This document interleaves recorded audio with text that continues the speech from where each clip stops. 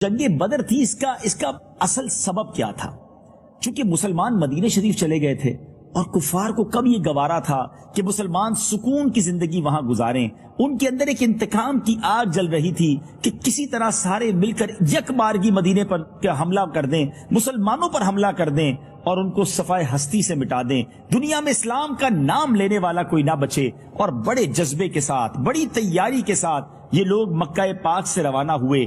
اب نبی پاک علیہ الصلوۃ والسلام جب صحابہ کرام کو مدینہ شریف سے باہر لے کر نکلے تو انصار صحابہ کی طرف نبی پاک علیہ الصلوۃ والسلام نے توجہ فرمائی، کیونکہ انہوں نے پیارے آقا علیہ الصلوۃ والسلام کے ہاتھوں پر یہ بیعت کی تھی کہ ہم اس وقت تلوار اٹھائیں گے جب کفار مدینے پر چڑھ کر آئیں گے. اور یہاں تو مدینے سے باہر نکل کر جنگ کا معاملہ تھا. انصار سے قبیلہ خزرج کے سردار حضرت سعد بن عبادہ رضی اللہ تعالیٰ عنہ نبی پاک کا چہرہ انور دیکھ کر بول اٹھے، یا رسول اللہ صلی اللہ تعالیٰ علیہ وسلم، کیا آپ کا اشارہ ہماری طرف ہے؟ خدا کی قسم ہم وہ جانثار ہیں کہ آپ کا حکم ہو تو ہم سمندر میں کود پڑیں. اور ایک انصار کے معزز سردار حضرت مقداد بن اسود رضی اللہ تعالیٰ عنہ نے جوش میں آ کر عرض کیا، یا رسول اللہ صلی اللہ تعالیٰ علیہ وسلم، ہم حضرت موسیٰ علیہ الصلوۃ والسلام کی قوم کی طرح آپ سے یہ نہ کہیں گے کہ آپ اور آپ کا خدا جا کر لڑیں، بلکہ ہم لوگ آپ کے دائیں سے، بائیں سے، آگے سے، پیچھے سے لڑیں گے. انصار کے ان دونوں سرداروں کی تقریروں کو سن کر نبی پاک علیہ الصلوۃ والسلام کا چہرہ خوشی سے چمک اٹھا. ناظرین، یہ عجیب جنگ تھی. 313 افراد تھے بدر کے میدان میں ایمان والے، اور سامنے جو لشکر تھا وہ 1000 کا لشکر تھا. دونوں طرف اعداد کا بھی، یعنی یوں سمجھا جائے کہ لوگوں کی تعداد کا بھی فرق تھا اور ساز و سامان کا بھی فرق تھا. آئیے ذرا کمپیریزن آپ کو پیش کرتا ہوں کہ مسلمانوں کے پاس کیا تھا. یاد رہے کہ مسلمانوں کی تعداد 313، ان کے پاس صرف 2 گھوڑے تھے، 70 اونٹ تھے، شکستہ کمانیں، ٹوٹے ہوئے نیزے اور پرانی تلواریں تھیں، مگر ان کا جذبہ ایمانی بے مثال تھا. انہیں سامان جنگ پر نہیں، اللہ اور اس کے رسول پر بھروسہ تھا. اب جو سامنے لشکر تھا، اوپوننٹ جو تھے، ان کا حال کیا تھا؟ ان کے پاس، ان کی تعداد 1000 تھی، 100 برق رفتار گھوڑے تھے. مسلمانوں کے پاس 2 گھوڑے تھے، کفار کے پاس 100 گھوڑے تھے. ان پر 100 زرہ پوش جنگجو سوار تھے، بلٹ پروف جیکٹ جس کو آپ کہیے، پوری زرہ پوش جنگجو سوار تھے. 700 اعلیٰ نسل کے اونٹ، کھانے پینے کے ذخائر کے انبار. اتنا کھانا تھا کہ روزانہ اس لشکر کے لیے 9 10 اونٹ ذبح کیے جاتے اور اس کے کھانے بنائے جاتے. ہر شب بزم عیش و نشاط برپا کی جاتی اور یوں سمجھیے کہ ناچ گانوں کی محفلیں منعقد کی جاتی. اب شاعر اس کی منظر کشی کیسے کرتا ہے؟ وہ کہتا ہے، وہاں سینوں میں کینہ تھا، شکاوت تھی، عداوت تھی، یہاں ذوق شہادت اور ایمان کی حلاوت تھی. مجاہد جن کو وعدے یاد تھے آیات قرآن کے، کھڑے تھے صبح سے ڈٹ کر مقابل فوج شیطان کے. جو غیرت مند راہ حق میں تھے مصروف جاں بازی، ابد تک نام ان کا ہو گیا اللہ کے غازی. شہادت اعلیٰ منزل ہے مسلمانی سعادت کی، وہ خوش قسمت ہے مل جائے جنہیں دولت شہادت کی.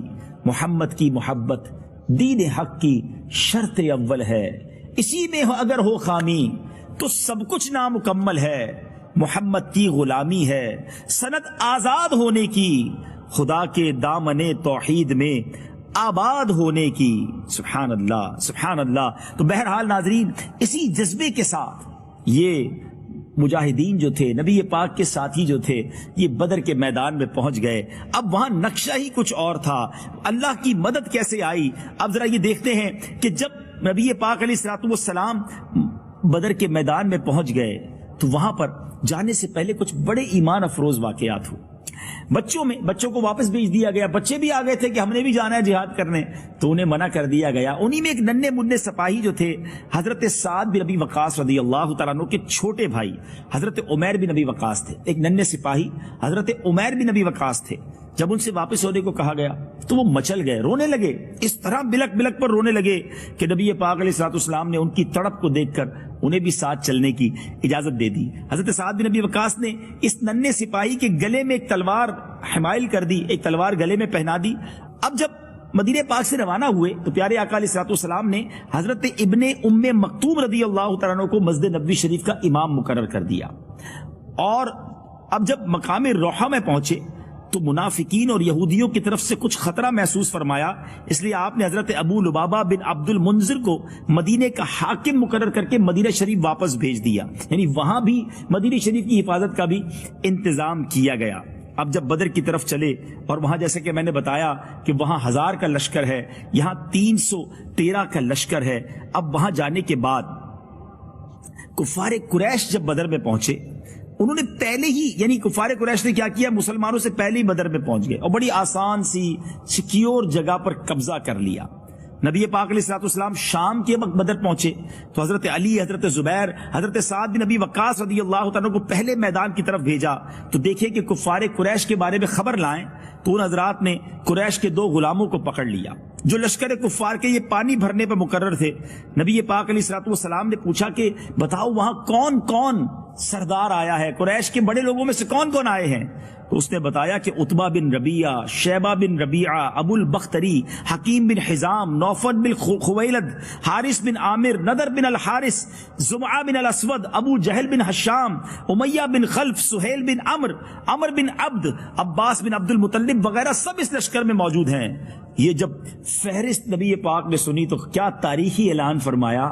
نبی پاک نے فرمایا اے مسلمانوں سن لو، مکے نے اپنے جگر کے ٹکڑوں کو تمہاری طرف ڈال دیا. یعنی فل فلیش، فل پاور کے ساتھ ایچ اینڈ ایوری بڈی، یعنی یوں لگتا تھا کہ جتنے سپہ سالار تھے، جتنے بہادر ان کے تھے، جتنے سردار تھے، سب اس تیاری سے آئے تھے کہ بس یک بارگی مسلمانوں کا نام مٹا دینا ہے. یاد رہے ناظرین، اس دن کو یوم الفرقان یعنی فرق کرنے والا دن اس لیے بھی کہا جاتا ہے کہ یہ ڈیسائیڈر تھا، کیونکہ ان کا ارادہ یہ تھا کہ دنیا میں جتنے کلمہ پڑھنے والے ہیں ایک ہی باری میں سب کا صفایا کر دیا جائے. اور واقعی اگر ایسا ہو جاتا تو شاید پھر دنیا میں اللہ کا نام لینے والا کوئی اور نہ ہوتا.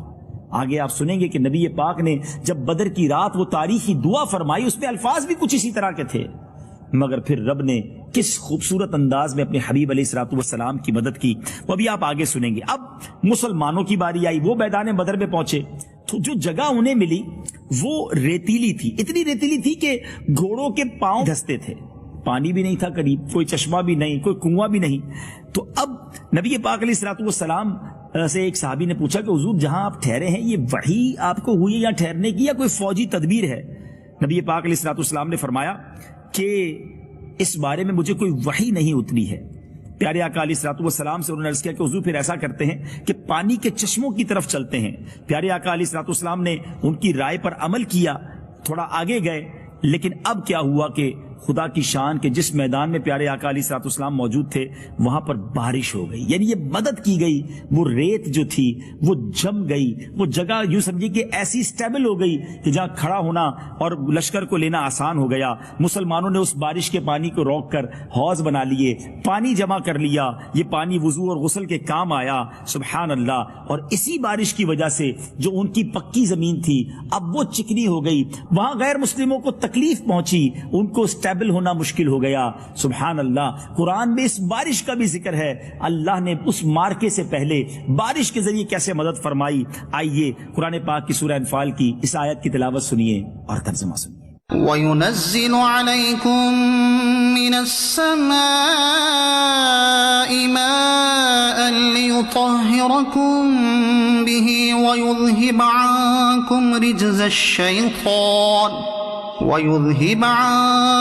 رِجْزَ الشَّيْطَانِ وَلِيَرْبِطَ عَلَى قُلُوبِكُمْ وَيُثَبِّتَ بِهِ الْأَقْدَامَ. اور آسمان سے تم پر پانی اتارا کہ تمہیں اس سے ستھرا کر دے اور شیطان کی ناپاکی تم سے دور فرما دے اور تمہارے دلوں کی ڈھارس بندھائے اور اس سے تمہارے قدم جما دے. ناظرین اب 17 رمضان مبارک کی وہ رات آ گئی. سن 2 ہجری ہے. ابھی مدینے پہنچے دوسرا ہی سال تھا، مگر ان کفار قریش کو کہاں چین آنا تھا. انہوں نے سکون کی زندگی گزارنے والے مسلمانوں کو گویا یک بارگی ختم کرنے کے لیے پلان کیا تھا. سارے لشکر کے لوگ آرام کی نیند سو رہے تھے. دوسری طرف ہو سکتا ہے عیش و طرب کی محفلیں ہوں، مگر میرے آقا علیہ الصلوۃ والسلام کا عجب حال تھا.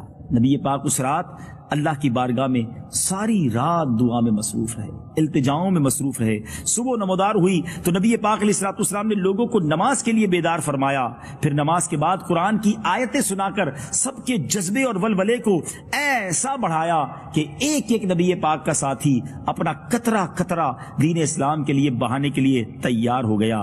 رات میں نبی پاک علیہ الصلوۃ والسلام نے کمال کی خبر دی، غیب کی خبر دی، اپنے جانثاروں کے ساتھ جنگ کی اس جگہ کا معائنہ فرمایا۔ پیارے آقا علیہ الصلوۃ والسلام کے ہاتھ میں ایک چھڑی تھی۔ ناظرین، یہ ابو داؤد شریف کی حدیث ہے، سیاہ ستہ کی کتابوں میں یہ حدیث موجود ہے۔ وہ چھڑی تھی اور نبی پاک علیہ الصلوۃ والسلام نشان لگاتے جاتے کہ فلاں جگہ پر کل فلاں اس جگہ پر فلاں کافر کی لاش پڑی ملے گی، اس جگہ پر فلاں کافر کی لاش پڑی ہوگی۔ سبحان اللہ، جب یہ غزوہ ختم ہوتا ہے تو ہمارے صحابہ کرام نے دیکھا جس جگہ نبی پاک نے نشان لگایا تھا کہ فلاں کافر یہاں مارا جائے گا، ایسا ہی ہوا اور دوسرے دن اسی مقام پر ان کی لاشیں ملی۔ ناظرین، اب یہ جب لڑائی کا وقت شروع ہونے والا تھا، اس رات جو نبی پاک علیہ الصلوۃ والسلام نے دعا کی، اللہ اکبر، روتے روتے پیارے آقا اللہ کی بارگاہ میں دعا میں مصروف تھے، اور اس دعا میں حضرت ابوبکر صدیق رضی اللہ تعالی عنہ نے جس طرح نبی پاک سے محبت کا اظہار فرمایا کہ ماجرا کچھ یوں ہے، نبی پاک ہاتھ پھیلائے یہ دعا مانگ رہے تھے کہ یا اللہ، جو تو نے مجھ سے وعدہ فرمایا ہے آج اسے پورا فرما دے۔ آپ پر رکت تاری تھی، گریا تاری تھا، اس رکت کے عالم میں چادر مبارک جو ہے وہ آپ کے کاندھوں سے نیچے گر گئی۔ کبھی آپ سجدے میں سر رکھ کر اس طرح دعا مانگتے، یا الہی، اگر یہ چند نفوس ہلاک ہو گئے تو پھر قیامت تک روئے زمین پر تیری عبادت کرنے والے نہ رہیں گے۔ سبحان اللہ، اللہ کے حبیب رو رو کر دعا کریں پھر دعا کیسے قبول نہ ہو۔ ناظرین، پھر کیا ہوا؟ حضرت ابوبکر صدیق یار غار رضی اللہ تعالیٰ عنہ آگے بڑھے، اس چادر کو اٹھایا، نبی پاک کے کاندھوں پر رکھا اور کہا حضور آپ تسلی رکھیے، آپ بس کیجئے، خدا اپنا وعدہ ضرور پورا فرمائے گا، خدا عز و جل اپنا وعدہ ضرور پورا فرمائے گا۔ اپنے یار غار جان نثار کی بات مان کر نبی پاک علیہ الصلوۃ والسلام نے دعا ختم کر دی، اور آپ کی زبان پر یہ دعا، یہ آیت کا ورد جاری ہو گیا۔ اور وہ آیت کیا تھی؟ ان قریب کفار کی فوج کو شکست دی جائے گی اور وہ پیٹھ پھیر کر بھاگ جائیں گے۔ آپ اس آیت کو بار بار پڑھتے اور فتح مبین کی طرف اشارہ فرماتے جاتے۔ بڑے عجیب عجیب ناظرین واقعات ہوئے۔ ابو جہل جو اس امت کا فرعون نبی پاک نے جس کو کہا، جس کے غرور و تکبر کی، جس کو آپ کہیے کہ انداز ہی کچھ اور تھا، ابو جہل مارا گیا تو کیسے مارا گیا؟ ذرا سنیے گا اور ایمان تازہ کیجئے گا۔ ہوا ایسا، حضرت عبد الرحمن بن عوف رضی اللہ تعالیٰ عنہ کا بیان ہے کہ میں صف میں کھڑا تھا، میرے دائیں بائیں دو نو عمر لڑکے کھڑے تھے۔ ایک نے چپکے سے پوچھا کہ چچا جان، کیا آپ ابو جہل کو پہچانتے ہیں؟ تو میں نے اس سے کہا کیوں بھتیجے، تم کو ابو جہل سے کیا کام ہے؟ جنگ کا موقع ہے۔ تو انہوں نے کہا چچا جان، میں نے اللہ تعالیٰ سے وعدہ کیا ہے، عہد کیا ہے کہ میں جہاں ابو جہل کو دیکھ لوں گا یا تو اسے قتل کر دوں گا یا خود لڑتا ہوا مارا جاؤں گا، کیونکہ وہ اللہ عز و جل کے رسول کا بہت بڑا دشمن ہے، انہیں برا بھلا کہتا ہے۔ حضرت عبد الرحمن کہتے ہیں کہ میں حیرت سے ان دونوں نوجوانوں کو دیکھ رہا تھا کہ ابو جہل اس کفار کے لشکر کا بڑا سردار ہے، بڑا بہادر مانا جاتا ہے، ون آف دا لیڈر ہے، اور یہ بچے اسے قتل کرنے کی اور اسے مارنے کی باتیں کر رہے ہیں۔ اور اب دوسرے نوجوان نے بھی یہی کہا کہ جیسے ہی ابو جہل میرے سامنے آیا تو میں اس کی طرف جو ہے وہ میں بھی حملہ کر دوں گا۔ اتنی دیر میں حضرت عبد الرحمن بن عوف کہتے ہیں کہ ابو جہل میرے سامنے تلوار لہراتا ہوا آگے سے نکلا تو میں نے نوجوانوں کو اشارہ کر دیا، یہ نوجوان تیر کی طرح گویا اڑتے ہوئے دوڑتے ہوئے ابو جہل کی طرف پہنچے، مار مار کر ابو جہل کو یوں سمجھے کہ زخمی کر دیا اور اسے زخموں کی تاب نہ لا کر وہ زمین پر گر گیا۔ ابو جہل کے بیٹے اکرمہ نے جب دیکھا کہ ان کے والد پر کسی نے حملہ کیا ہے تو اس نوجوان یعنی حضرت معاذ پر وار کیا اور اس وار سے آپ کا ہاتھ جو ہے وہ کٹ گیا۔ اب وہ ہاتھ کٹ گیا تو اس سے تلوار اٹھانا بھی مشکل تھا اور وہ ہاتھ چلنے میں بھی تکلیف دیتا تھا۔ جذبہ دیکھیں کہ وہ ہاتھ چمڑی سے لٹکا ہوا تھا۔ حضرت معاذ نے اپنے پیر سے ہاتھ کو دبایا اور زور سے کھینچ کر اپنے ہاتھ کو اپنے جسم سے الگ کر دیا۔ اب ابو جہل کی آخری سانسیں تھی۔ حضرت عبداللہ ابن مسعود ابو جہل کے پاس سے گزرے، اس وقت اس کی زندگی کی کچھ رمق باقی تھی، تو حضرت عبداللہ بن مسعود نے اس کے سر پر پیر رکھ کے اسے روند ڈالا اور کہا تو ہی ابو جہل ہے، بتا تجھے خدا نے کیسا رسوا کیا ہے۔ مگر ابو جہل کا اس وقت بھی گھمنڈ تھا، اس وقت بھی غرور تھا۔ وہ کہتا مجھے مرنے کا غم نہیں ہے، مجھے غم یہ ہے کہ میں کسانوں کے ہاتھ مارا گیا۔ انصار چونکہ کھیتی باڑی کیا کرتے تھے، اس مردود نے مرتے وقت بھی تکبر کیا، اور نبی پاک علیہ الصلوۃ والسلام جب وہاں سے گزرے تو آقا علیہ الصلوۃ والسلام نے فرمایا ابو جہل اس زمانے کا فرعون ہے۔